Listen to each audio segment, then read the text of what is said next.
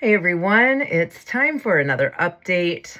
I'm from Spokane, if you didn't know that, and it's been a hell of a week here. I was out for a hike. I was in Wenatchee, or outside of Wenatchee, hiking Kolchak Lake, and I come off of the mountain. There's zero service out there, to something to the effect of like 300 alerts, messages, all of the things, explaining there's a number of fires, a number of evacuations, people checking in, group chats, checking in with each other. It was kind of chaotic for me personally. That doesn't even remotely compare to the people who were actively experiencing that in those moments. Returning to Spokane made me really proud of this city. As I arrived back, as I came back into my community, the response was just truly incredible. These fires required hot shots we had firefighters coming down from Alaska, Oregon, California, and they have their own things going on to like indicate how big of a deal this was, right? Like California is also on fire, so that we were pulling California firefighters is indicative of how big of a deal this was. But the Spokane community was just incredible. As I arrived, one of the things that was in my alerts was, hey, here's where command post is going to be. These firefighters are all arriving, setting up a tent city, and there are no paper plates or plasticware for them. Like, can the community help? I'm still 2 hours out. I'm texting with my partner for Real Meals, and saying, can we help? And absolutely. But by the time I had arrived to do that, there was already so much support. There were people who were not in danger, were running to Costco to get things for the firefighters, get things. It was just a really, really wholesome experience to see the way that this community kind of just covered down for each other and said, okay, we're ready. What can I do? What can I do? How can I help? And you know that means a lot to me if you know me at all. What our businesses were able to do, what Devour did, what Real Meals did, what Spokane Food and Events did. In two major ways, we cleaned out our freezers and fridges for our ready-made meals, brought those to firefighters. My understanding, actually, what I've heard is that those meals actually didn't get needed for the firefighters, but those ended up being given to people who were displaced. So people who didn't have really anything. Here's a meal. Here's a nutritious meal for you. And I'm really, really happy that was able to be distributed and be put to good use. Spokane Food and Events, which runs a commissary kitchen. I don't know if I've actually talked about that with anyone. Runs a commissary kitchen, donated a few hours of commissary kitchen time to Red Cross Food Relief. So these are volunteers on behalf of Red Cross getting meals prepared, again, for the helpers, right? If you know me at all, one of the things is I'm a big believer in Mr. Rogers' mom's statement of, when you're scared, when you're afraid, find the helpers. There are always helpers, and they'll help you. And I know that I have had experience in my life needing help. So it is now my personal mission to help the helpers. I run my business and all of those things, but the things that I do by choice out of, what I want to do, what I want to contribute, is to help the helpers. So it was really great to see a kitchen full of volunteers creating meals, getting those things packaged to be distributed to other volunteers, other firefighters, helping the helpers. And then all of that really, this was a really interesting opportunity to see the ways in which how things that I discuss with my clients in my nutrition coaching business show up in the same way at the grander scale. They say as above, so below. All of these things that you as an individual deal with while you are in the process of changing your life, a community will deal with as well, as it is in the process of dealing with a major change that will inherently affect the trajectory of this city, right? Spokane is not going to be the same in 3 months as it was 2 weeks ago. Just inherently it can't be. And how that plays out, how that has come up in a lot of ways with clients this week,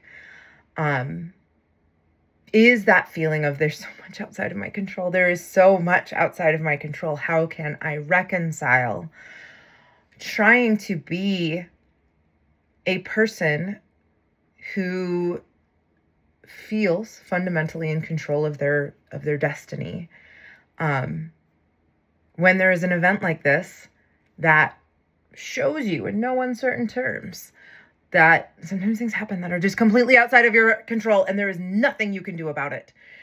And the answer is you kind of just have to, through practice, through repetition, and sometimes through hook and by crook, and nobody's happy about it, and no one likes what's going on or the way that this you figure out that as it turns out, my ability to respond to a situation that is outside of my control, my response is within my control. I can't control this situation, but I can control how I respond to it, how I show up in it. And yes, I will be the first to tell you that the way that you respond to having to change your food based on goals that you have, or missing a meal because sometimes that happens, or whatever the case is, these things directly affecting your food are probably scales away from the way that you show up and respond to, hi, your house is in danger of wildfire and you need to evacuate right now. Those are two diametrically different situations, and I do need to acknowledge that. But still, the moment of presence, the moment of saying, I cannot control this situation, but I can control how I respond to it, how I show up to interact with it. That part is within my control. That is true. That stays the same, whether we're talking about a meal or a lifetime, whether we're talking about lunch or your home. That is within your control. And it takes practice. Being aware that it's in your control is not enough. That's not going to suddenly make you calm, cool, and collected. And so I bring that up to actually remind you that just having that moment of, oh, I'm in control here, does not suddenly mean that you are going to show up the way that you are happy and proud of. And that's okay too. You are a human being who is experiencing your first time doing this life thing. But every opportunity you have to say, oh, don't love this situation, but I can control how I respond to it. Let me try to show up as my best self in whatever way that looks. Every time you experience that and do in fact do that, that's practice. That is evidence in your tank that you can in fact show up in a way that feels aligned with what you want for yourself. And every time you practice it with something small is proof of concept for when it will happen for something that's big. Contingency and backup plans can really, really make a big change, make a big difference in how this catastrophe plays out. There are people who have lost everything through no fault of their own, and like, full stop. It's all gone. There are people who lost everything but the things that they had already put in place months, years ago. I've heard a lot of stories of people that are like, yeah, no, I keep a store of food or things like, or a store of clothes. I'm going to cut this part out. We're going to come back to this. We're going to hate it. It's okay. And actually, you know what? I don't want to talk about contingency and backup plans. Just because the fire is not the same thing as lunch. And I do not want to even run the risk of being misconstrued to say that you should have had a plan or you should have a button. Like, that is not where I land. One of the things I'm really, really proud of Spokane about with this fire is there were no deaths. No deaths. For a while, there were 14 people who were unaccounted for, and they have all been accounted for. And given how rapidly this situation unfolded, really, really incredible work by citizens of Spokane, by people helping their neighbors, by emergency workers, by caretakers. The VA hospital was completely emptied and evacuated.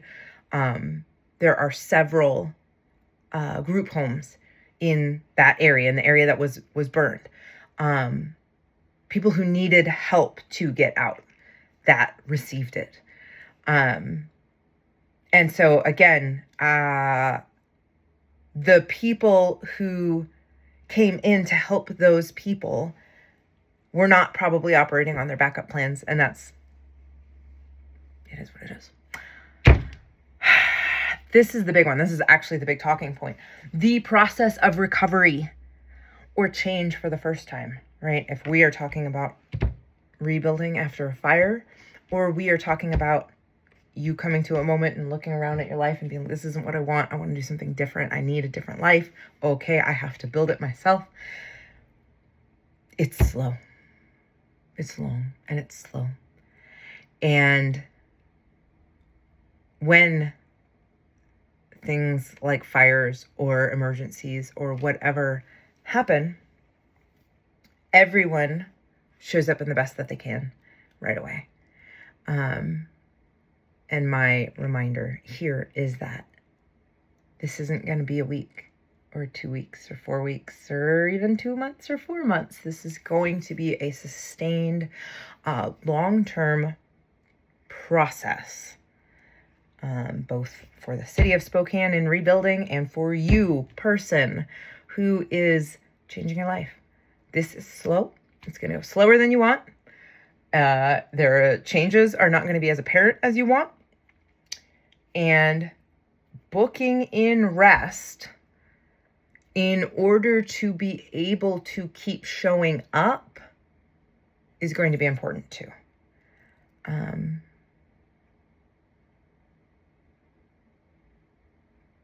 It's worth your time. It's worth your time to book in those times, those periods of rest, those periods of breaking, those periods of recovery. You need that as an individual. As a community, we need it. We, again, are looking down the pipe at, hundreds of structures that are going to need to be rebuilt. We're looking at thousands of people who are displaced and are going to need homes. And Spokane was already struggling with housing inefficiency, or there are not enough homes here. That was prior to some 100 of them being burned down. So it's it's going to be a process, guys. And I say that not to discourage you, but actually to remind you to check in with head and heart and body and be honest with self about what those needs are and what they look like. And as always, if you are like, cool, I hear you, but I don't know what that looks like, fine, reach out. That's what I'm here for. I'm going to post this. I'm going to post this as my second video. And I am actually going to post it just raw. Once again, even with that weird ass thing that I was like, oh, I'm going to cut that out. I'm going to not cut it out. I'm just going to post it because I need to. This is how we get to where we want. Step at a time. Okay? Bye.